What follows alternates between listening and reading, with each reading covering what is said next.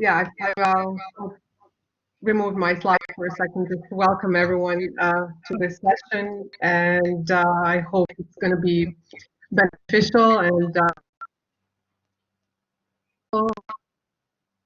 I think which about experiential teaching, which basically involves working in smaller with smaller groups of students or working individually with students one-on-one. So my intention today basically is to in a way break the stigma associated with teaching and help everyone engage collectively into discussion that will make us more efficient and better in teaching. So when we start from the premise that we can all be better, so not that there's something wrong with the way we teach, but how to actually become better, I think everyone responds in a very positive way. By doing this in general, I think we should be able to overcome all problems that we encounter with students, all of us, one way or another, and make the process more just enjoyable and personally rewarding. So let me share the slide.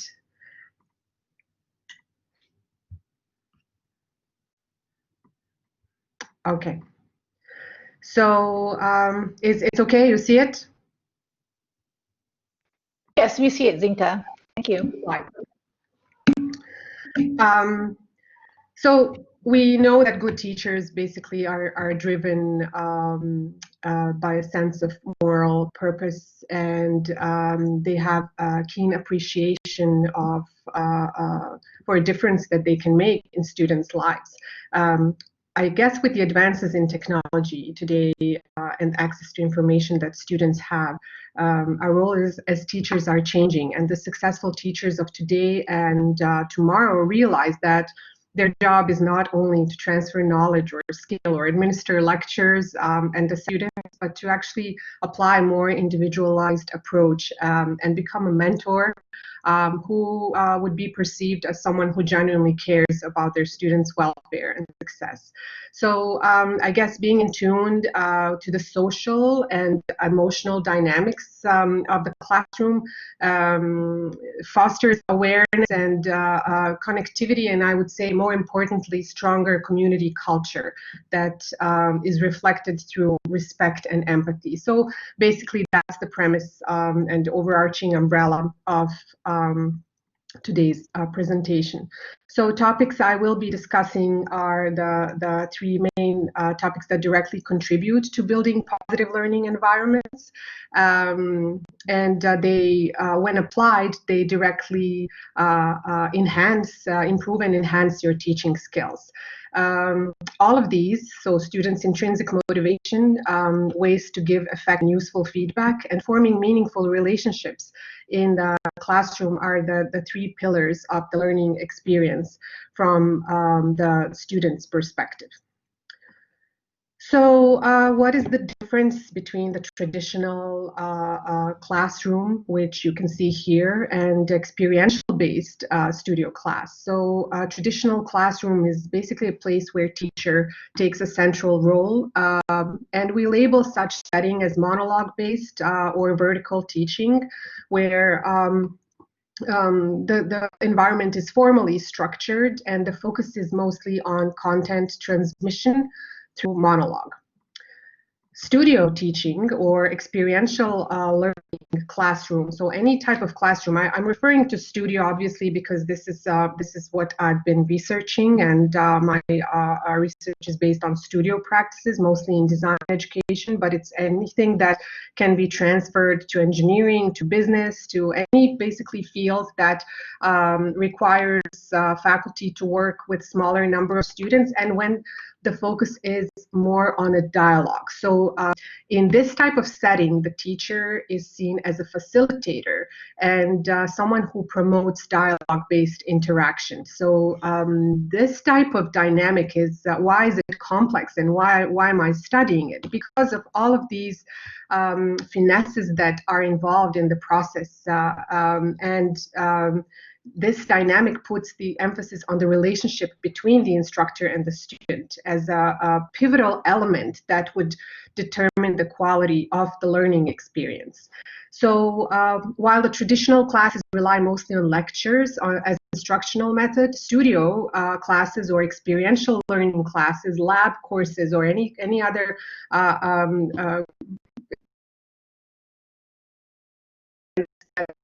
dialogue rely mostly on knowledge and skill that is based on the instructor's ability to create a meaningful learning experience. So it's the instructor's ability to create well-structured and impactful, not just experience, but environment. And how it's done, I will be talking about it in a second when I talk about the relationships. So, before I begin, I want to just give you an overall kind of understanding of how we teach. So there are 4 components, and some things that we are maybe not even aware of, but we teach through a strategy. So first we develop a strategy, which is a long-term plan of action designed to achieve a particular goal. Then from the strategy, we develop our approaches, which are sets of principles, beliefs, or ideas about the nature of learning. And usually we base those around the idea that we have about learning, how we learn, or how have been taught before in our through our education and the experiences that we've set, unless we consciously think about it, so we usually base it on that kind of instinctive approach. Then from the approach we develop methods, which are systematic ways of doing some things. So how do we then transfer the approach into the methods? It says that there is a connection problem. You can hear me, right? Yes, Yeah? yes, we hear you. Yes. It popped up, so I'm wondering. Okay, good. And then from the method, we derive the techniques. And these are techniques that we employ in our classrooms every day. So they're procedures that we use to accomplish specific tasks. Here's an interesting slide. And it basically talks about a model of teacher development that is starting with the number of years on the left side, the number of years teaching, which is 1 to 3. It's a career entry. This is when we learn how to teach and what to teach within the new surroundings. The challenge of this period is developing our teacher identity and building our reputation. Then you have the period of 4 to 6 years where we're stabilization. We develop these strategies to cope with our challenges and day-to-day tasks. There is little or no focus on student learning during this phase, interestingly enough, because we are primarily concerned with following our own rule plans and sort of, stabilizing ourselves as teachers. In the period of experimentation and diversification, or stock taking and interrogations, this is actually the time when the most applicable changes in one's teaching career can be made in terms of enhancing one's teaching, interestingly enough, which is, in the experimentation, diversification, we're already secure, and then this is the time when we can take bold steps towards focusing on students' learning and testing new ideas, developing the a whole repertoire of the coping techniques. And in terms of interrogations, we question the effectiveness when some issues arise or some students fail to learn. So we turn to ourselves. And this is also the time when many of us have some sort of professional identity crisis, when we wonder, is this it? Or, it's interesting, very interesting in this period. And then from 19 to 31 years in the career, we have the period of serenity, where all the identity crises are resolved. And there's, either confirmed commitment to our teaching or moving to another role, leaving the profession altogether. And 31 and 40 to 40 years, obviously close to retirement, is a period of disengagement where, for some, it's basically just being the standards and not even wanting to engage in any experimentation and just wanting to be sort of left alone. So I guess why I'm showing this is because it's been proven that most professors, most faculty, most instructors are prone to actively engage in enhancing their teaching in the third phase from 7 to 18 years. But again, it's not to say that it's aware and interested in improving teaching. So talking about intrinsic motivation, this is the first topic that this is something I'm researching, and I believe is crucial for achieving success in classroom, having intrinsically motivated students. So what is motivation? In our world of exponential change and this increasing complexity, the power rests on those who decide to act, and especially those who act from this self-determination place and who have that persistence. So our motivation is the most valuable commodity, and its value fluctuates with how we invest our attention. Abraham Maslow, I will not get into theories, but he's an American psychologist, and many are familiar with this maybe, is best known for his Maslow hierarchy of needs. And he said that it's interesting that we're all born with limitless potential, but only few people fulfill it and fulfill those possibilities. Today, I'm going to be there are many different divisions and categories of motivation, but for the sake of this presentation, I'll be talking about the two, intrinsic and extrinsic, which are relevant for the classrooms. So intrinsic motivation refers to behaviors that are driven by internal rewards. It's based on individual needs, interests, our abilities, our skills, our attitudes, beliefs, values, expectations. So anything that's internal. And all of the greatest accomplishments by writers, painters, composers were the result of the strong intrinsic motivation.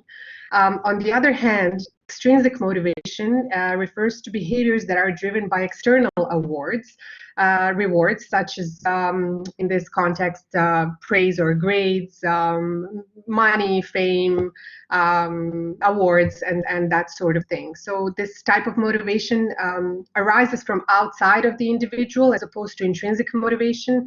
And this is interestingly enough, students who are using the extrinsic motivation or who are extrinsically motivated in the class or while they're studying forget the knowledge acquired as soon as the goal is met and the award is received. So interesting, I think, slide. Ways people make other people do what they want them to do. And you have the list here. I will not go through this, but I will just say that unfortunately, external motivation is the most prevalent type of motivation used not only in classroom, but also in the world at large. Many children are raised today solely, not just today, but in general, solely using extrinsic motivators. And they develop this pattern of responding to those requests more adequately than finding ways to intrinsically motivate themselves. So all of these are ways people try to make other people do what they want them to do. It could be a teacher trying to persuade a student to work, or a parent trying to get a child to get ready for school, wife asking a husband to do a household chore, or a boss asking an employee, anything. But it just goes to say how complex and utilized this extrinsic motivation tactics are. So obviously, when talking about intrinsic motivation, which is ideal type of motivation, I'm not suggesting that all of us should immediately and unconditionally abandon any use of external motivators. Of course, they're there for a reason, but and it could lead to chaos because, first of all, children are not used to this as sort of like a natural way of being, but also because we do have a system that we need to follow. But my recommendation is to gradually reduce the external control and to do it along with the discussion about what you're doing and why.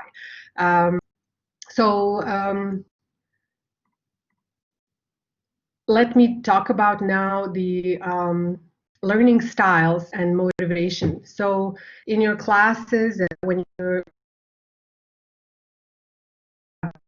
in recognizing your students and their learning styles is how those styles relate to motivation. So you have deep learners, students who are deep learners, and they're motivated and respond well to the challenge of mastering a difficult and complex subject. They're intrinsically motivated students, and I'm sure you've had those. They're a joy to teach. And you can recognize them immediately. You have strategic learners who are motivated primarily by rewards, and they react well to competition, opportunities to be better than others, and they often make good grades, but they won't really engage too deeply with the subject unless there's a clear reward for doing so. And then you have those surface learners who are motivated by simple desire to avoid failure, and they will often do what it takes to pass an exam or a course. They will not choose to go beyond a minimum, but obviously they fear failure, and this is why. So going back to the challenges of experiential teaching and why is it so difficult? Because the pedagogy of experiential or studio teaching implies a student-centered approach, and the focus is on demonstration, on process-oriented work, on analysis and synthesis organization, and on teaching students how to articulate their ideas. To just mention a few, obviously, it's much more complex. The problem is that most instructors are never taught how to teach. And as I mentioned, we use our own educational experience as a framework for developing our own pedagogy. So either our educational experience or the way we learn. And the effectiveness of our teaching depends on that experience, also on our awareness and on our talent. And obviously, problems do occur. So let's see which ones. And here I have of 6, but obviously it could be extended, and we could discuss it later. Maybe you have some different experiences. So students start, how do we know red flags that your students are demotivated? Students start to miss classes or are often late. They don't put enough effort to produce the work. They're disengaged and complete the work just to get a passing grade. They do not respond well to your feedback. They're aloof when you're talking to them, and they rarely ask questions. And when they do, it usually is this going to be on the exam or something related to the assessment. And I'm sure you can relate to this. Then how you behave when this happens. You sort of start to feel threatened and start to emphasize authority. You become a little bit insecure, tense, frustrated because they're challenging you. You pull grades into conversation often and you use them as only currency. If you do that, I'll take off 10%, or just talking about the grades in that context. You become defensive and on alert for signs of disrespect that you want to address. You become more rigid and keep the communication just professional and minimal, and then the blaming starts. You start blaming students for this inappropriate dynamic. What are the consequences? So the relationship is damaged. The overall mood in the studio or class becomes permanently tense and negative. Blaming starts. They blame us. We blame them. And they start to complain. They seek feedback for their work from other faculty, and finally they officially complain to the administration. Why does this happen? basically it's a misalignment from my research, from experience, and talking to everyone, talking to faculty and students. Biggest reason is the misalignment of expectations, ours and theirs. We are then not observant enough to notice these subtle signs that start to emerge from the beginning if things are not going well. We are too rigid, and we do not allow students autonomy to customize their learning experience. We're not able to create exciting, engaging, and fun learning environments. We have unrealistic expectations in terms of workload or deadlines. We are not approachable, relatable, or accessible, and we're not able to demonstrate care and connect with our students on personal levels. So again, this is just a framework. I'm sure there's more. There are more situations, there are more circumstances, but most of all, this is the just points later. How does this? How is the learning experience kind of carried out or valued in the studio or experiential learning? Is actually through the process of feedback. So feedback is considered an essential pedagogical tool in the studio environment.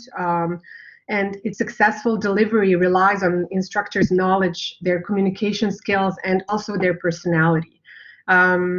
Because the role of the studio instructors is so specific, they're often considered as role models in those environments. So feedback sessions or critique sessions are very important to all students. And depending on their learning styles, their personalities, their cultural backgrounds, feedback sessions can be interpreted in so many different ways. One thing they all have in common. Students will listen carefully to your comments and suggestions because they all strive to be fairly and assessed in a positive way. So it is clear that more opportunities for interaction between the student and the instructor place more emphasis on the instructor's teaching abilities. And with that, we have a greater responsibility on the instructor to provide this type of individual feedback, because if not properly delivered, it may have a negative impact on students' learning, and not just that, but their engagement and also their self-esteem. So that's let's talk about what feedback is, because many are not really certain about the type of feedback. And it's not, again, just the studio environment or experiential learning. We all are in a situation to provide feedback to our students. So it's often used to describe all kinds of comments, including advice, assessment, and value judgment. However, none of these are actually feedback. So here's an example of the advice you can give to students. So any of these similar advice-based statements that come out of the blue would seem very unhelpful, almost annoying to students, because they're not preceded by some sort of descriptive feedback. And if we just say something like this without anything constructive, students will be probably wondering, why are you suggesting this? So we often jump into advice without first ensuring that the student has grasped and accepted the feedback based on which this advice is based. So the students would become very insecure, and they would not be properly guided if they would just receive the advice instead of the feedback. This is examples of value judgment, and these comments rate, they evaluate, they could praise or criticize depending on what was done. But again, here there's no feedback. It's just there's no actionable information on what they need to do to improve their work. How could you recast these comments to be useful feedback? For example, you can add like a mental semicolon after each statement of value. So you could say great work, good work, your use of color was more appropriate in this project than in the last one, or give any type of constructive feedback. So value judgment is fine when used paired up with the feedback statement, something constructive. So always pair feedback and advice, and avoid evaluation or judgment unless it's part of the summative feedback, which is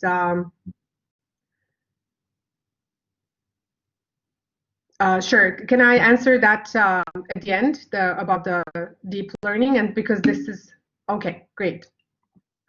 Okay, so I want to point out the difference between summative and formative feedback. Summative feedback is the feedback that student receives at the end of the assignment, and it usually gives a comparison of that student. It's done in a very horizontal way, and it's done in the assessment phase, while formative feedback supports the learning by helping them identify target areas that they need to work on. So here are again some useful suggestions on how to structure the feedback. So when giving feedback, we need to identify the purpose, so strengths and weaknesses of the work, and make sure that we, through doing that, we build their confidence, and that each student actually walks away learning something from that individual interaction. Then we focus, we make it actionable, concise, and acknowledging positive aspects of the work. If we need to criticize, we can do it in a constructive way, and then offer insights on how the student can improve. And then give them direction, reference a goal, give them some sort of guideline, make suggestions, but not prescriptions on how to improve. We can outline steps necessary that student needs to take to pursue in that direction. So this covers what, and this covers how. By providing clear guidance through precision, making it clear, and through our tone, through our being supportive, and explaining our concepts and learning strategies, ensuring that student understands what we're saying. So checking if they understood, if it's clear. If not, we reiterate, and that all communication is respectful, and that it's positive, and that they feel that you're there to listen and to make sure that you are there to support their learning experience. So here are some examples of non-effective feedback. So obviously when they just get a grade for a project that's not a test or exam, they don't know how they can improve. Value judgments, good, bad, interesting, advice, opinion, guidance, or general suggestions that are too vague.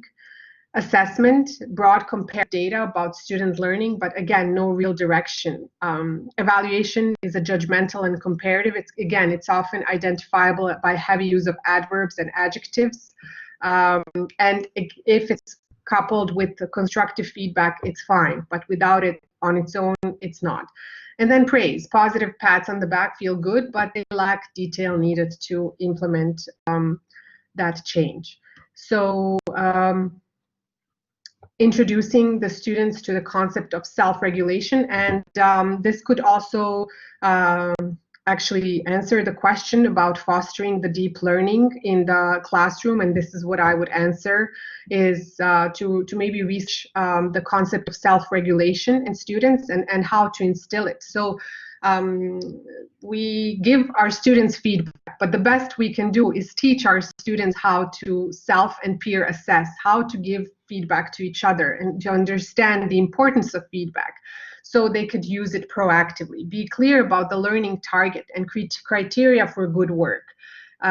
Use clear rubrics that have been discussed with students, and teach students these self-regulation skills. So through self-regulation self-regulation is a process actually through which the deep learning develops, because students become accountable and responsible for their learning, and they become engaged. So instead of, they almost become partners for you in the process, as opposed to you leading the way. They follow. You go there together, and this is really, self-regulation is something that I would strongly advise to research if you're interested in promoting the deep learning. Which brings me, I'm kind of speeding through it, Norita, so that we have time for discussion. Is it okay? Yeah? Yeah, it's good. It's good. Okay. Third component, obviously, and I think the most important one, is forming trusting relationships with our students. So we've already defined that our role in student learning is vital, and building relationships with students is by far the most important thing we can do. Without this solid foundation built on trust and respect, no quality learning will happen. While I do believe, I guess, the importance of the relationship in the studio classroom cannot be overstated, many instructors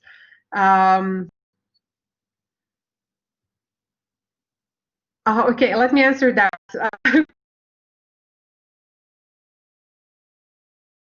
The problem is that many instructors, don't know where to start when it comes to building relationships, and especially if you take into consideration different cultural backgrounds and all sorts of things that could go wrong.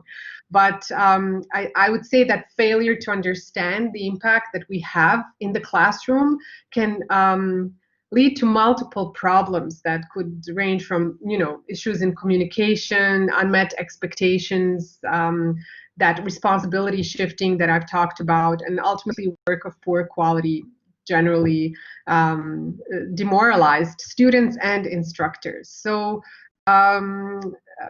our students are generally feeling more and more anxious and overwhelmed, I would say, and the best teachers are the ones who know that occasionally it may be necessary to put the lesson aside and just address some concerns in the minds of our students. They remain observant of the tone, the body language, the facial expressions, other nonverbal cues that are there, and they can tell us that something is wrong if we're paying attention. So instead of ignoring those, we should pause and then start the conversation, take it in the direction that they would like to go. And in many instances, those instructors who are successful in doing that believe in their students more than the students believe in themselves. And research shows that the instructors who are seen as caring, encouraging, respectful, trusting, and almost not too rigid are perceived as better instructors ultimately. 7 habits. Now, talking about caring in the classroom, demonstrating care, which is very important. This is 7 habits that prevent caring relationships from forming, by William Glaser, who is internationally recognized psychiatrist, best known for the choice theory, and author of Reality Therapy, which are really great books that I recommend. His premise is that if the student is unhappy in your class, they're unlikely to be doing well.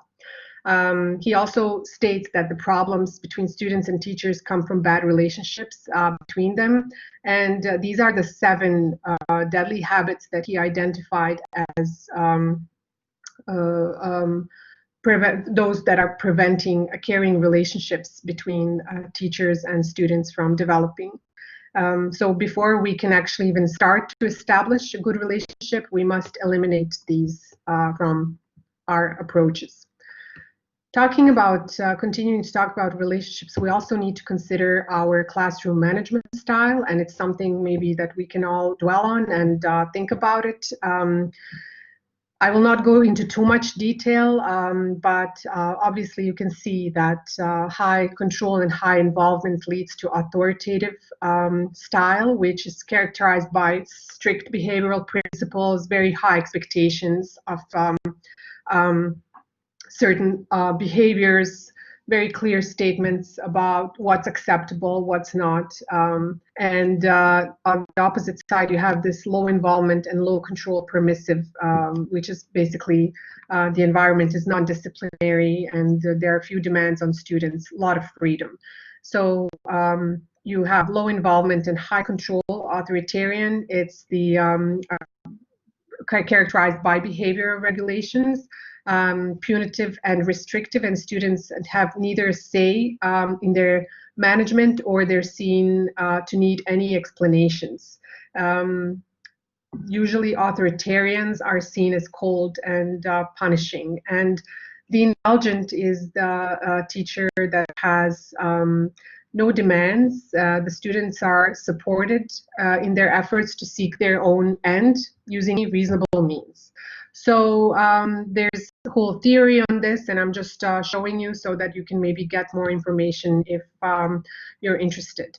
So I always say that we, this is the sort of illustration of the imaginary line that we need to cross. So these are our students, and when we start to teach, we start being cross.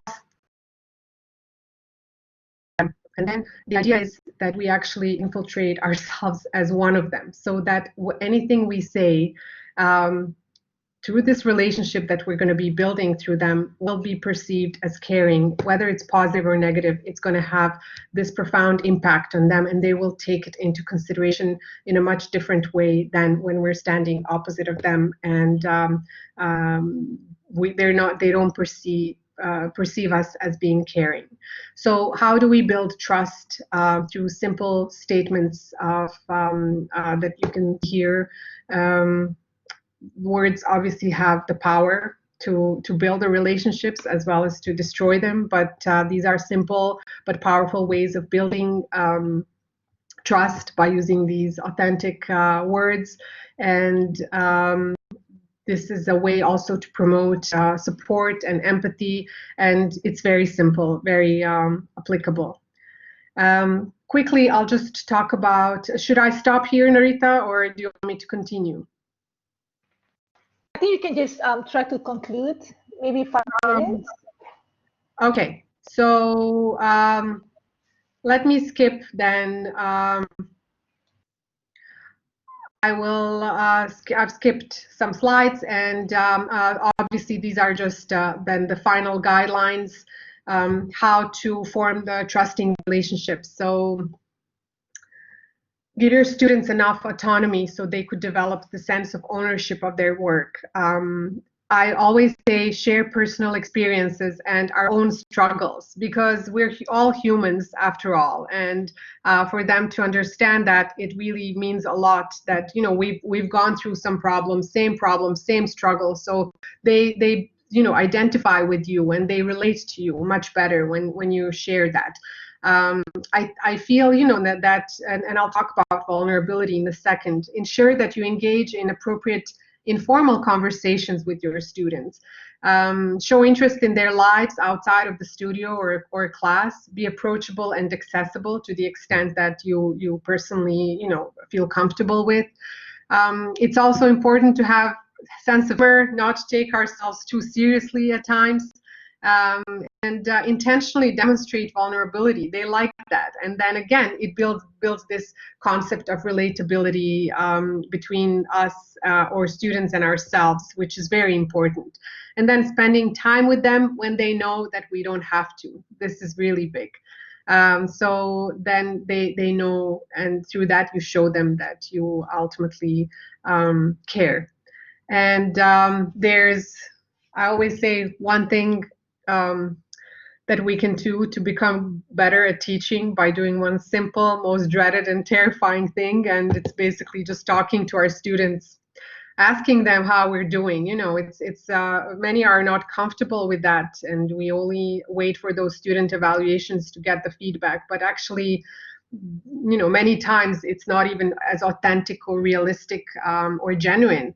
So what I do is at the end of about every 4 weeks, I leave about 15 minutes in my class and have heart-to-heart with my students, and I ask them almost for their guidance using questions like, what do you think about this class? Did it meet your expectations? Am I doing a good job getting you interested in the content? Anything I can do to make it better? And am I successful in guiding you or motivating you to do the best you can? If not, what should I do differently? And then I ask them for suggestions, and then you would be surprised. At first, they're a bit shy, but then, they open up, and then they really engage. And by involving them in this experience, you also, let me just share my camera now. You make them feel like they're part of the process as well. So they're not really, it's not me versus them. We're all in this together. And then they feel that they can connect and they can relate, and they feel that you have a genuine interest to make that learning experience as meaningful as possible, and everything else clicks.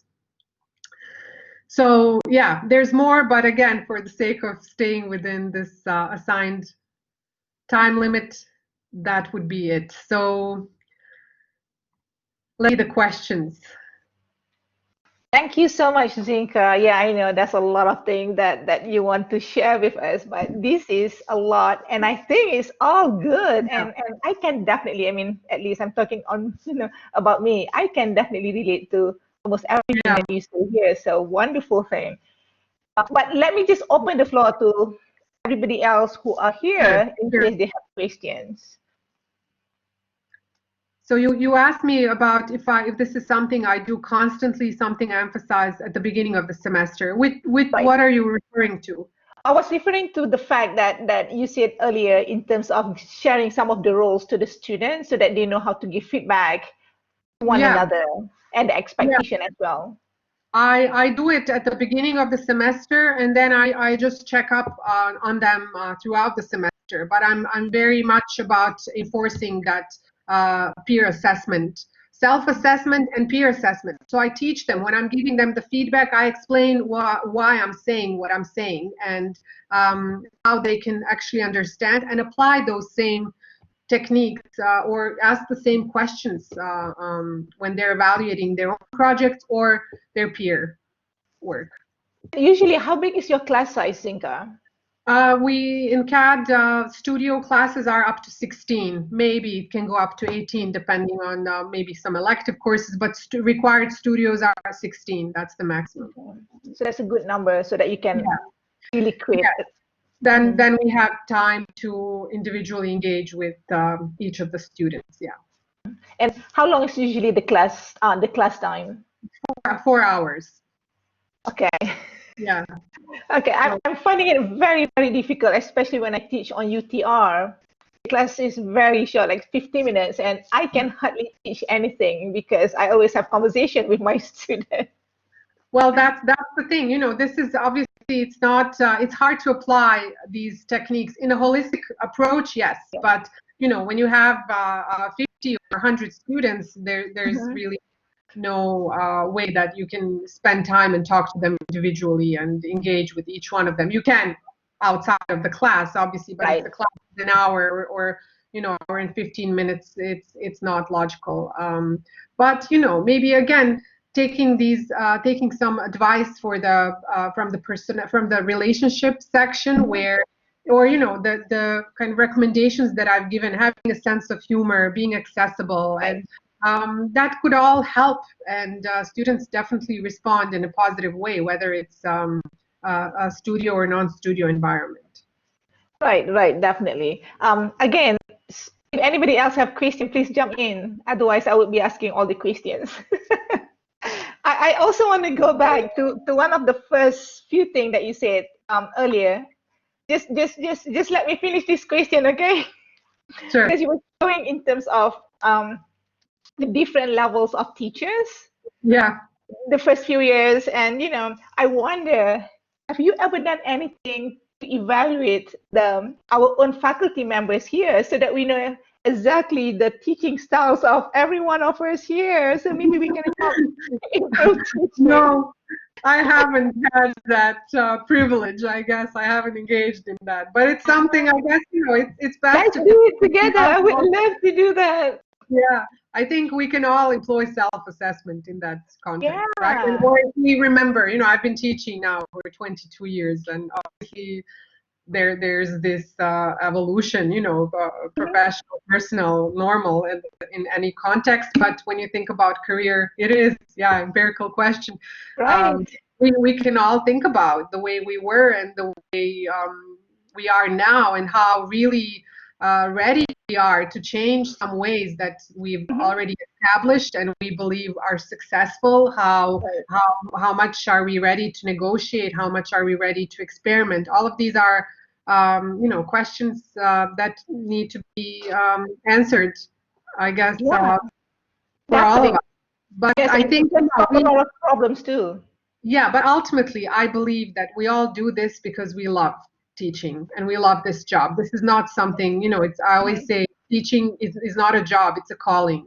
Yeah. And it's like, we're doing it because we're really passionate about it. And ultimately, we all want to have that beautiful moment when you have such a great class and you walk away Mhm. and you feel good, that they feel good. It's a really beautiful emotion and experience, as opposed to the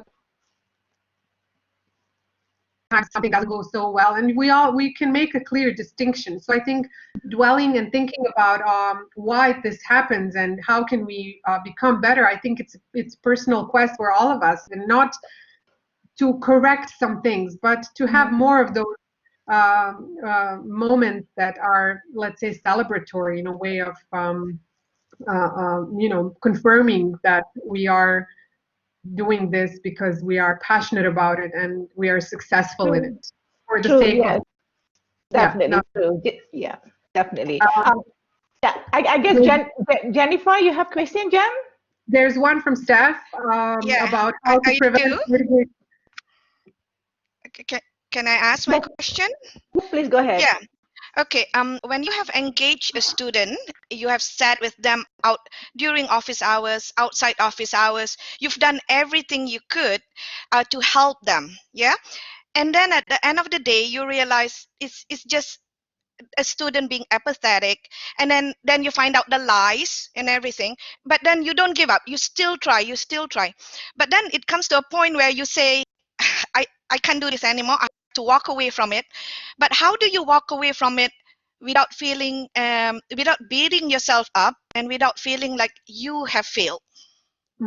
Yeah, it's a great question, and I think ultimately, I think as long as we put the focus on ourselves in the context of what is the maximum I can give, and we can never satisfy everyone, right? In any sphere of life, and we can always do our best Yes. based on the criteria that we've identified as being, respectful, honest, engaging, and all in our relationship with our students. And the way I do it, I really make it clear. I have these heart-to-heart conversations with students, and of course, it happens that I can't reach them sometimes. They just, for whatever reason, either walk away or don't do the work or don't. There are many different circumstances. Some have psychological problems, some have family problems, some are not in the mood. So I think, ultimately accepting that there's only so much we can do. And if I think for myself, talking from my experience, if I know that I've tried everything and I've given everything I have and it's still not yielding the results, then it's not our responsibility anymore. They are all adults, and there could be a question.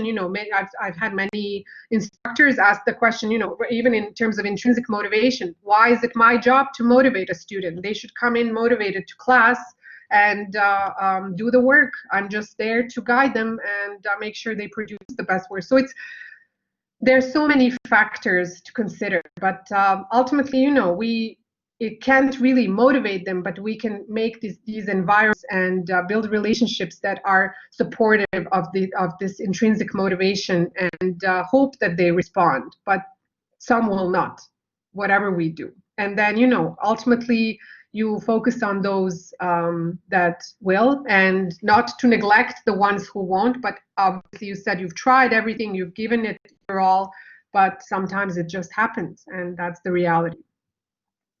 Thank you. You're welcome. Should I answer Steph's question, how to prevent grade negotiation culture? Yes, please. Yeah.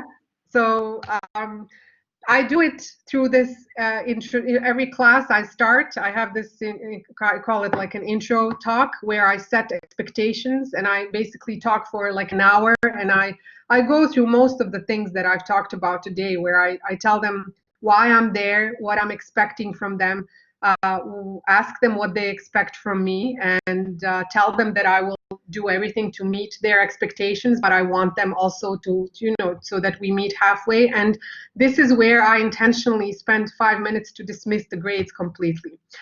What I usually say is that I hope that they're not taking the class for just a grade, because that would be completely wrong. And I talk to them about and just the concepts of intrinsic, extrinsic motivation, taking responsibility for their learning, hoping that I often don't even take attendance. Sometimes I do, depends on which class is it. I tell them that it's their responsibility, and if they don't want to come to class, it's my responsibility to make it interesting and worthwhile for them. But it's their responsibility to come to class and engage in their maximum capacity.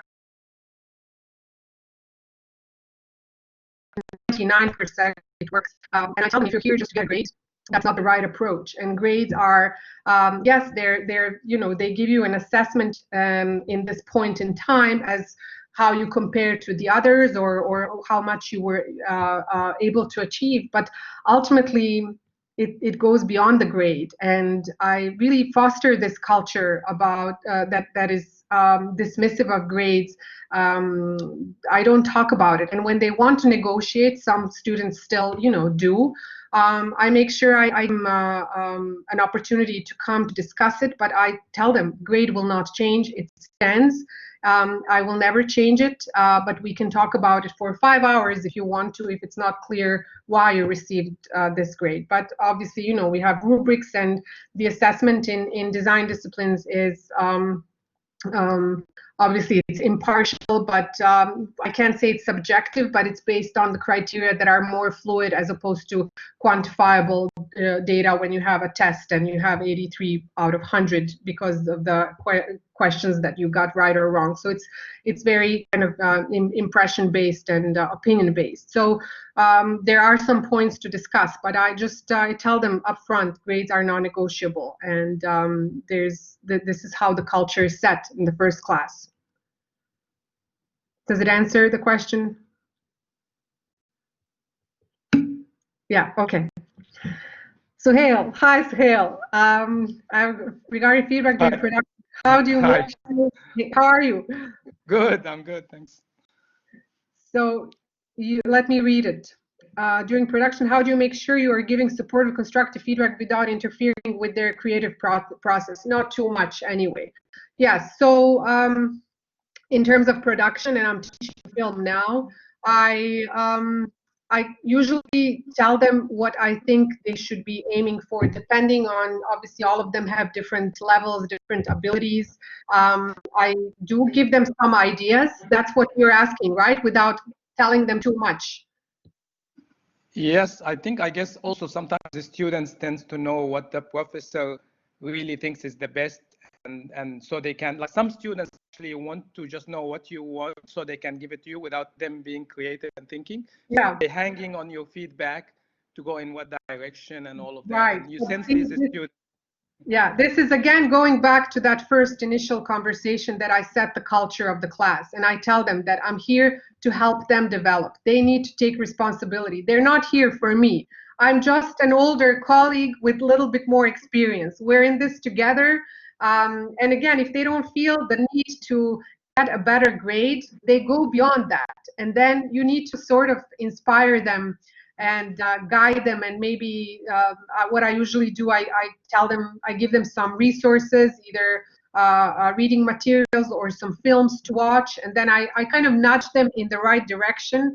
But I really make it clear that it's not about me, that it's obviously about them and what they could achieve. So it's something that needs to be reinforced on a permanent basis. Yeah, I know exactly what you're talking about. Okay, thank you. That makes sense. Thank you. Yeah. Any other question? Maybe one last question. Okay, if not, I just want to follow up on what Suhail just said.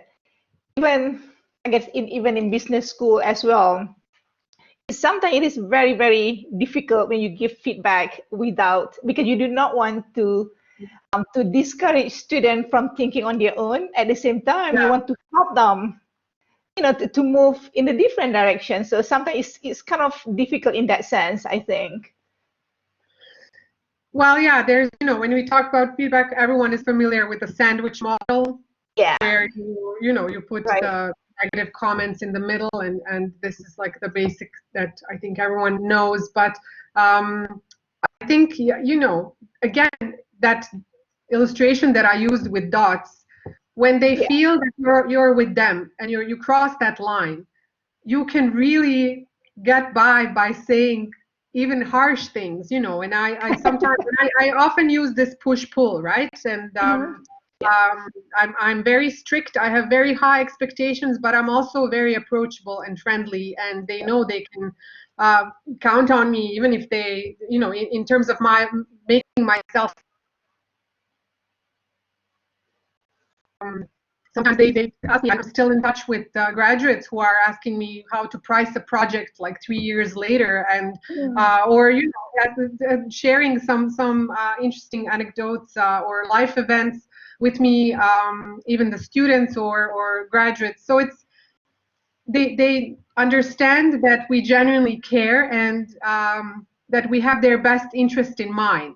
So when they know that, they will not take it the wrong way. They will actually respect it and act on it for sure. So the trick is actually to get this, to get them to understand that you care and that you are there for them.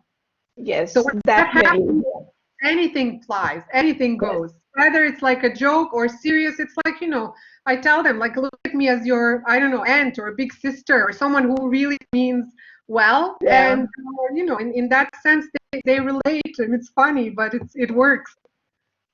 Yes, so true. Yeah, I know. Being there with them, being very supportive, approachable, always work in my case as well. Yeah. So thank you so much. I'm just looking at the time.